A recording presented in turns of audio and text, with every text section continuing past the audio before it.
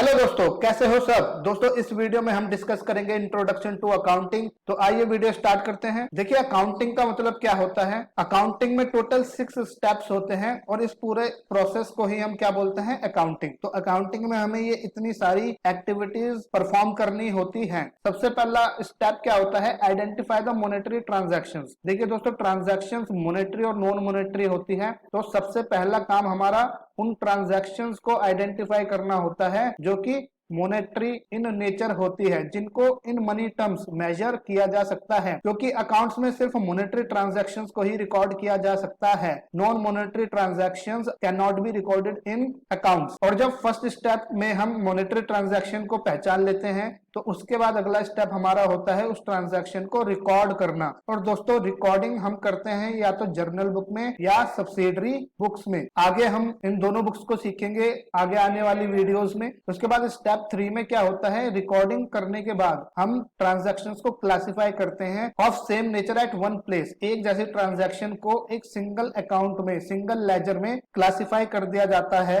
और ये सारा काम कहाँ किया जाता है, लेजर बुक में। ये भी हम दोस्तों आगे आने वाली वीडियोस में सीखेंगे। इसके बाद जब लेजर बुक प्रिपेयर कर ली जाती है और आइटम्स को क्लासिफाई कर लिया जाता है तो उन्हीं क्लासिफाइड ट्रांजैक्शंस को हमें क्या करना होता है, समराइज। तो उनकी एक समरी बनानी पड़ती है और वो समरी बनती है in the form of trial balance, trading account, profit and loss account and balance sheet. तो ये भी हमें आगे सीखना है सभी। उसके बाद फिफ्थ स्टेप में हमें क्या करना होता है, ये जो समराइज्ड रिजल्ट्स हमारे पास आते हैं इनको हम एनालाइज करते हैं, इनकी डीप स्टडी की जाती है और उसके बाद इनको इंटरप्रेट किया जाता है। अब एनालाइज करने के लिए कई सारी अकाउंटिंग रेशियोज कैलकुलेट करनी होती है। तो जब आप 12th में आएंगे तो आपको ये एनालिसिस सीखने को मिलेगा। और जब इस समराइज्ड रिजल्ट को एनालाइज करके इंटरप्रेट कर लिया जाता है तो उसके बाद it is communicated to the users और इंटरेस्टेड पार्टीज। तो वो सभी इंटरेस्टेड पार्टीज जिनको अकाउंटिंग इंफॉर्मेशन की नीड होती है उनको ये सभी इंफॉर्मेशन कम्युनिकेट कर दी जाती है इन स्टेप 6। और यहीं पर हमारा अकाउंटिंग का पूरा प्रोसेस कंप्लीट हो जाता है। तो दोस्तों, अकाउंटिंग मींस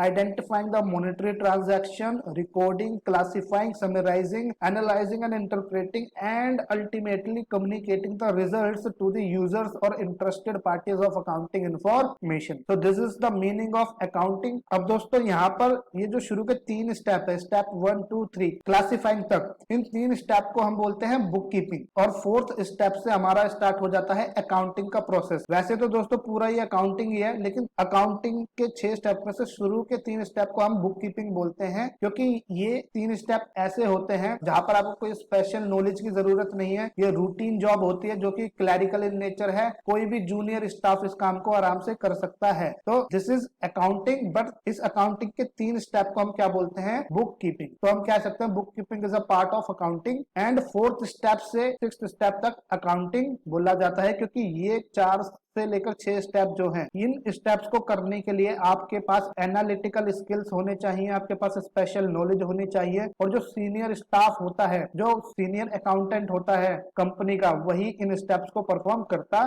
है। तो आइए आगे एक बार बुक कीपिंग और अकाउंटिंग का डिफरेंस भी देख लेते हैं। देखिए दोस्तों, बुक कीपिंग में जो स्टेप 1 से लेकर स्टेप 3 तक इंक्लूड होते हैं और accounting in addition to book keeping, मतलब बुक कीपिंग तो आती है ही अकाउंटिंग में, लेकिन बुक कीपिंग के अलावा इट इंक्लूड्स स्टेप 4 to 6, मतलब समराइजिंग से लेकर communicating the results to the users तक के स्टेप्स, वो अकाउंटिंग में इंक्लूड होते हैं। दोस्तों, बुक कीपिंग एक प्राइमरी स्टेज होती है and bases for accounting, and accounting is a secondary stage. तो सबसे पहले बुक कीपिंग आती है और फिर ये एक बेस बना देती है अकाउंटिंग के लिए, क्योंकि यहाँ पर क्लासिफाइड डाटा हमें बुक कीपिंग के जरिए मिल जाता है। और सेकेंडरी स्टेज में अकाउंटिंग स्टार्ट होती है, तो which begins where the book keeping process ends. तो जहां पर बुक कीपिंग का प्रोसेस खत्म होता है वहीं पर सेकंड स्टेज स्टार्ट हो जाती है, जिसे बोलते हैं अकाउंटिंग। इसके बाद बुक कीपिंग रूटीन जॉब है, क्लैरिकल इन नेचर है, जबकि अकाउंटिंग एक एनालिटिकल इन नेचर है। इसमें बहुत एनालिसिस करना पड़ता है and it is done bye junior staff. Book keeping का काम जूनियर स्टाफ कर सकते हैं, जिन्हें बुक कीपर्स बोला जाता है। और accounting work is done by senior staff, जिन्हें क्या बोला जाता है, accountant. And bookkeeping requires limited level of knowledge, whereas accounting requires higher level of knowledge and analytical skills. तो दोस्तों यहाँ तक सभी नोट करेंगे। आगे बढ़ते हैं दोस्तों, टाइप्स ऑफ अकाउंटिंग इन्फॉर्मेशन। देखिए ये आपके एग्जाम में 3 नंबर में क्वेश्चन पूछा जा सकता है कि कितने टाइप की अकाउंटिंग इन्फॉर्मेशन होती है। तो accounting information is of 3 types. पहली इन्फॉर्मेशन होती है रिलेटेड टू प्रॉफिट और लॉस। देखिए जब आप अकाउंट्स बनाते हैं तो अकाउंट्स बना के आपको एक तो प्रॉफिट और लॉस के बारे में इंफॉर्मेशन मिलती है। जब आप क्या बनाते हैं, प्रॉफिट एंड लॉस अकाउंट। और प्रॉफिट एंड लॉस अकाउंट का दूसरा नाम होता है इनकम स्टेटमेंट। तो ये प्रॉफिट एंड लॉस अकाउंट हमें क्या इंफॉर्मेशन, कौन सी अकाउंटिंग इंफॉर्मेशन प्रोवाइड करता है? It shows net results of business operations during a particular accounting period, की एक अकाउंटिंग पीरियड में कंपनी का नेट रिजल्ट्स क्या रहा। और दूसरे टाइप की जो अकाउंटिंग इंफॉर्मेशन होती है is related to financial position of the business. और फाइनेंशियल पोजीशन जानने के लिए हम क्या बनाते हैं, बैलेंस शीट। तो फाइनेंशियल पोजीशन के बारे में इंफॉर्मेशन चाहिए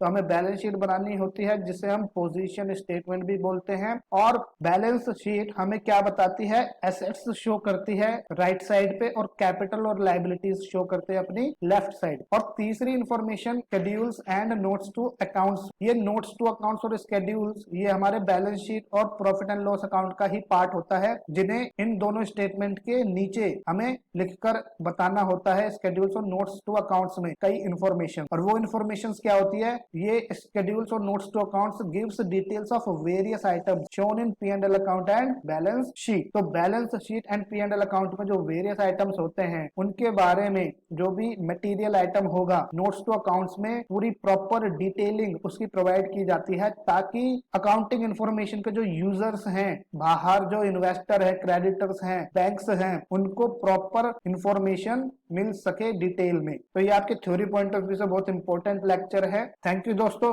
मिलते हैं नेक्स्ट वीडियो में।